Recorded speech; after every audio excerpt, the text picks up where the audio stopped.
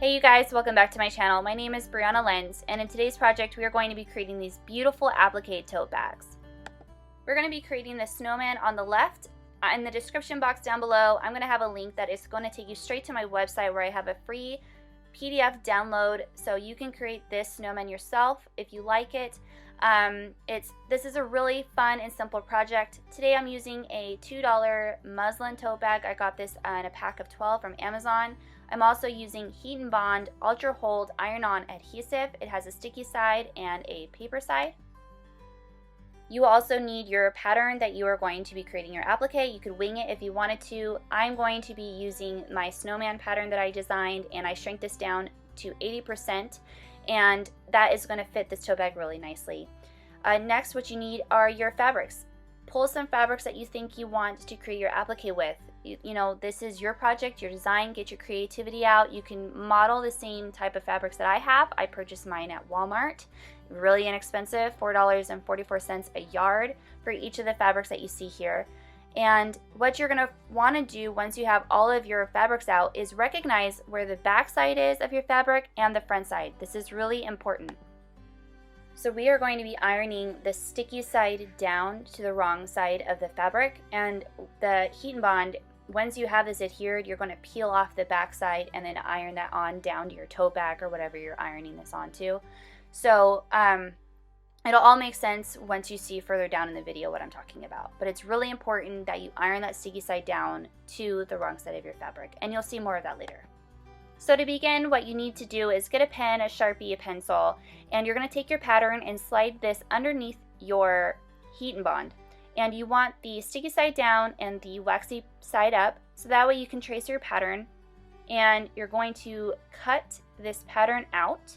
And I like to do it this way because I want to have the least amount of glue on my project as possible, so that way I don't risk getting glue onto anything I don't want glue to be on. It doesn't take long to trace out each of these patterns. It's really fun and it's really simple, and you don't have to think hard about it. And then you just take some scissors. Don't take your fabric scissors at this point, just take some good scissors. And it's easier to do a rough cut and then to go in closer and just follow the lines that you drew.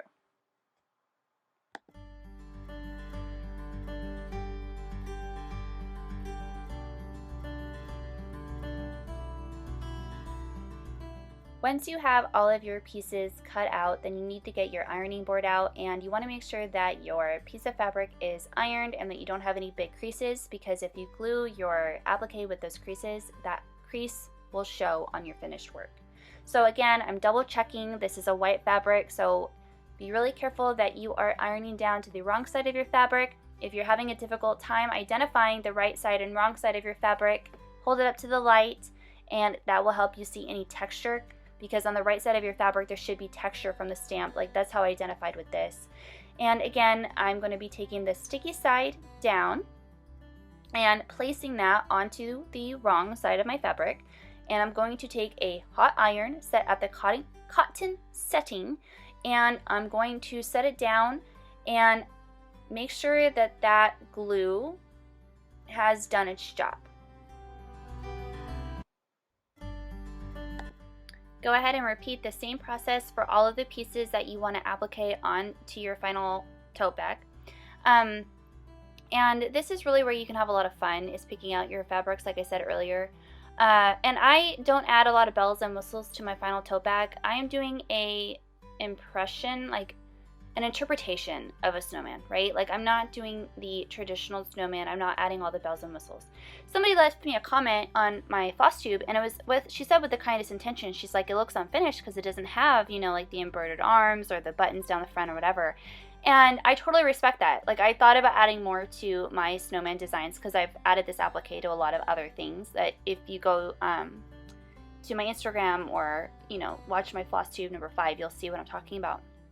But, you know, this is your creation. You don't have to follow the rules that somebody else has set out for you. You know, you can do whatever you want. You can make the hat whatever color. I've made the hat green and plaid and anything. You know, I think sometimes we forget that we can play and color outside the lines if we want to. There's no reason why we can't. And like I said, she said it with the best of intentions, but I thought that was a really good thing to bring up in this video is don't limit yourself. Like if you want to go for something a little crazy, go for it. You know, what's the worst that can happen? You don't really like it, and so then you give it away and you make another one. And I guess it also depends, like if you're a process person or if you're a final product person. I'm both. And I think that's why I really like selling my handmade things too, is because I love the process so much. Like I don't mind repeating it, you know, 10 times, is because I can alter things or I can change things or add things in. Like for this snowman tote bag, I decided to cut some trees out. And I decided that kind of after I'd had my snowman figured out in my head and I picked out my fabrics, I'm like, man, I need some plaid trees. And so you saw that in the final product. And, you know, and this is another right here is another great way to show how you can do applique, is like you can glue everything, like a big piece of fabric down, and then go in and do your final cutting, like an only cut once. You can do it that way too. I like to switch between both techniques depending on what I'm doing or like what I'm appliquing. And so for this bigger piece, I decided to just kind of eyeball what I wanted to do and cut everything at once. So my final step in my prep work is to iron out my tote bag. And when I bought my tote bags off Amazon, they were delivered with this heat protectant sheet. And so I have used this every time I applique, is I put that in the center of my tote bag. So when I iron my applique down, the glue from the backside that I'm gluing down to my tote bag doesn't glue from the first layer of tote to then the back side. So if you have one of these, I highly recommend you use it, because that would really suck if you were to glue your applique down and then you go to like open your bag after you finish your project and then both sides of your tote bag are glued shut. If you don't have one of these heat sheets, then I totally would, you know, just use like a piece of cardboard or something, or a piece of paper, but I highly recommend you do that just in case the possibility of it happening happens. So right now what you see me doing is I'm measuring like 3 inches from the bottom, and I'm making sure that my background, the gray snow, is as straight as I can get it. And then I'm also making sure that it's as centered as I can get it. So I'm using a friction pen, and this pen will disappear with heat. And I'm just marking where I want this to go, so when I go to iron everything down, I have an idea that at least, you know, my main background is even, and then everything else can kind of fall into place as much as possible. And so I really advise taking that step to just kind of make sure that it's where you want it. And because sometimes like you can flick your piece with your hand before you iron it down, and it's so disheartening when you go back and you're like, dang it.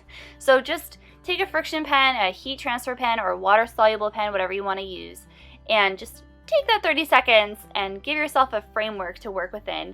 And then, you know, wing it as much as you want. But I mean, I'm a big wing person, but sometimes I need parameters.